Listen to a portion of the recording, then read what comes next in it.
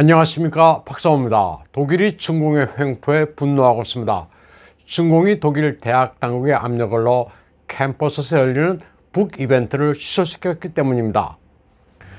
시진핑 der mächtigste Mann der Welt, 시진핑 세계 최강의 권력자라는 책의 소개 행사였는데, 이 책이 시진핑을 부정적으로 묘사했다고 해서 공자학원을 통해 대학에 압력을 넣어 행사를 무산시켰습니다.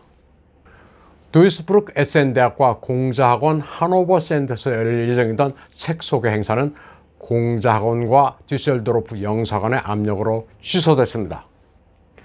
책의 저자 아드리안 가이게스는 시진핑의 신격화를 포함해 그의 모든 면모를 다룬 전기가 왜 문제가 되는지 알 수가 없다고 황당해하면서 독일에서 중공의 검열이 이루어지는 데 대해 개탄했습니다.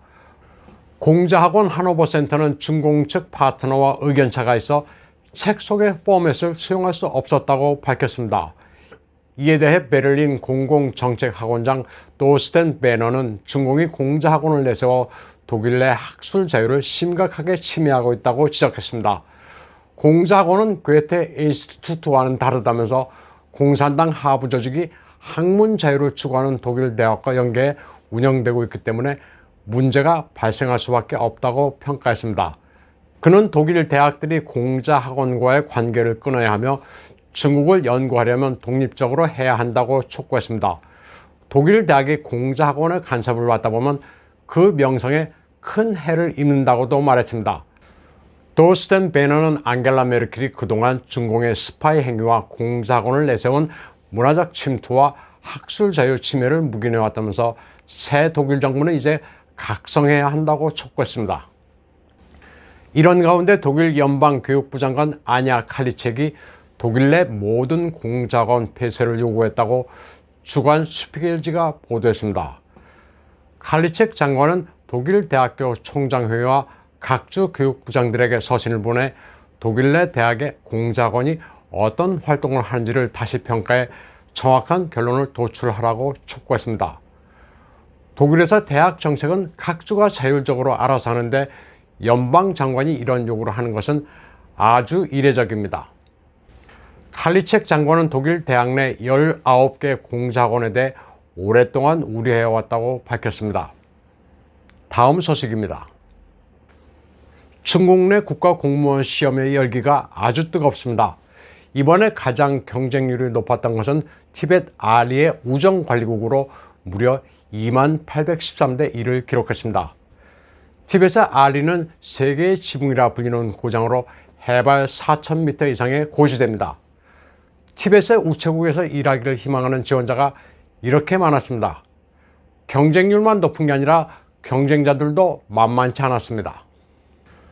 중공의 최고 명문대학인 칭화 베이징대학 졸업생들도 공무원 시험에 대거 몰려들었습니다. 국가공무원국에 따르면 202만 명이 2022년 국가공무원에 응시했습니다. 이 수치는 전년 대비 54만 7천 명이 증가한 수치로 고아카오 사상 최다 기록을 세웠습니다.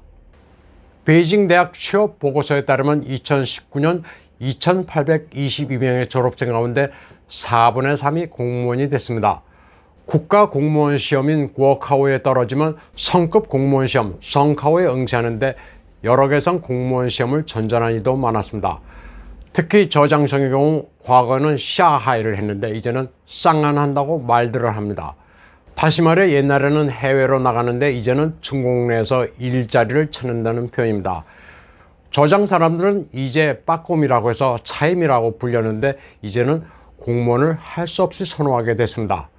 공무원 시험 응시자가 6년 전에 비해 3배가 늘어 전통적 공무원 선호 지역인 산동을 초월했습니다. 저장성에서 가장 경쟁률이 높은 공무원직은 타이조우 장례식장으로 무려 973대 1을 기록했습니다. 중공에서는 공무원이 되는 지름길로 슈엔티아오 성이라는 게 있습니다. 각 성의 당 조직위원회가 성적이 좋고 품행이 단정한 대학생을 미리 선발해 공무원 간부로 배양하는 겁니다. 슈엔티아오 성은 선발되면 기층 조직에서 2년을 일하게 됩니다. 슈엔티아오 성은 주로 985 공정 중점 대학생 출신입니다. 985는 중국 공산당과 공무원이 세계 선진 수준의 대학을 양성하자는 프로젝트로 1998년 5월 4일 장저민이 베이징대학 설립 100주년에서 제시한 겁니다. 98년 5월에 낸 아이디어라고 해서 985라고 합니다. 985 공정에는 처음에 베이징 칭화 중국과학기술대, 부단대, 상하이 교통대 등 모두 9개였는데 지금은 39개 대학입니다. 허베이성 슈엔티하오성의 경우 칭화 베이징대 출신이 압도적이었습니다. 명문이라는 부단대는 명함도 내밀지 못했습니다. 칭화 베이징을 제외한 다른 985 중점대학 출신은 거의 전멸했습니다. 2021년 슈엔티하오성 수치에 따르면 베이징대는 60%, 칭화대는 100%나 증가했습니다. 칭화 베이징의 슈엔티하오성은 1,300명으로 이들은 모두 쇠밥 그릇을 차지한 이들입니다.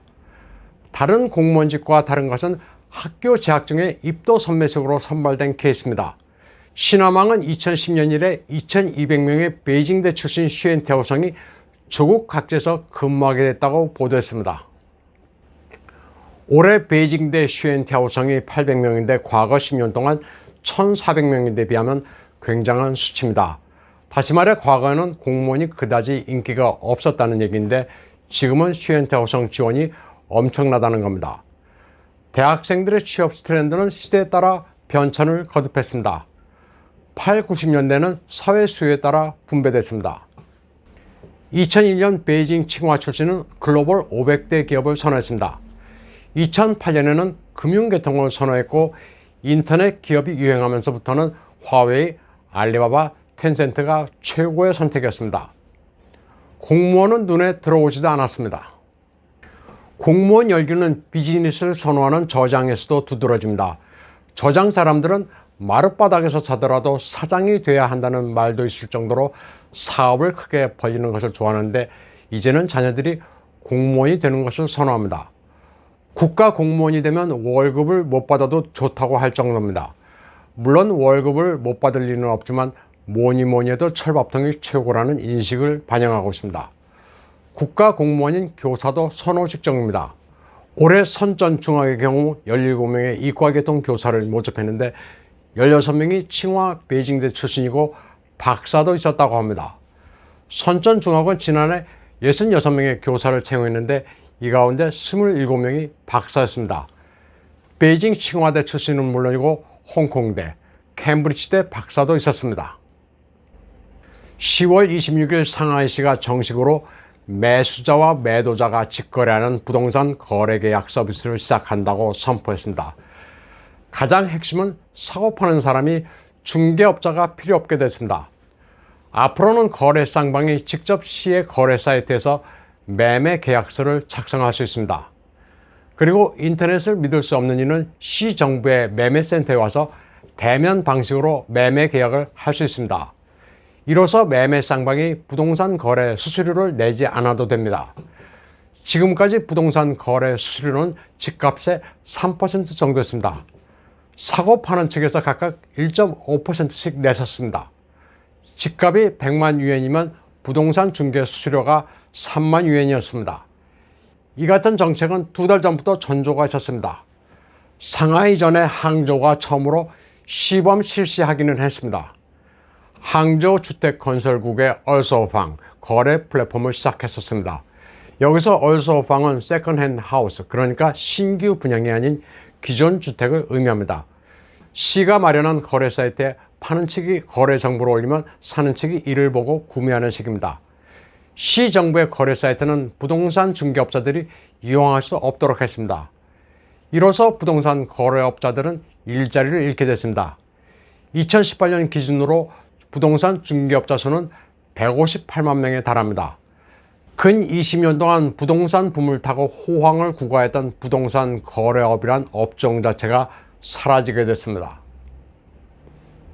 오늘 방송은 여기까지 하겠습니다. 시청해주신 여러분 감사합니다.